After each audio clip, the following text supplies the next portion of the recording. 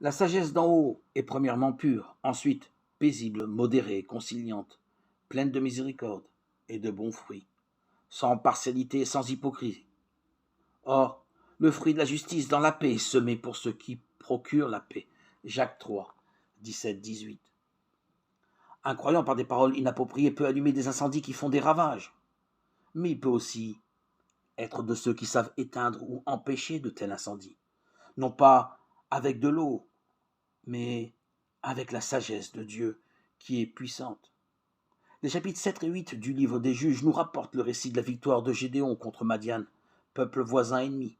De nuit, Gédéon et ses 300 hommes, sagement enseignés par l'Éternel, sans bruit se placent autour du camp de Madian sur l'ordre de Gédéon. Ils sonnent de la trompette, tenant leurs torches allumées, et crient l'épée de l'Éternel et de Gédéon. C'est aussi tôt la débâcle dans le camp ennemi. Plusieurs tribus d'Israël se joignent au combat, et Dieu donne la victoire.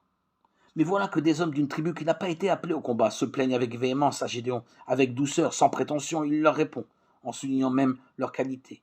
Alors leur esprit s'apaisa envers lui quand il leur eut dit cette parole. Juge 8.3. Plus tard, Salomon écrira « Une réponse douce détourne la fureur ». Proverbe 15.1. Qu'est-ce qui devrait donc caractériser un croyant? La douceur, la recherche du bien, de ce qui est juste, de tout ce qui contribue à la paix.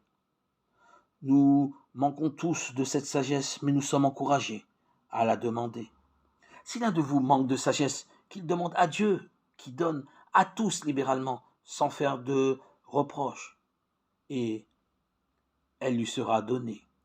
Jacques 1,5.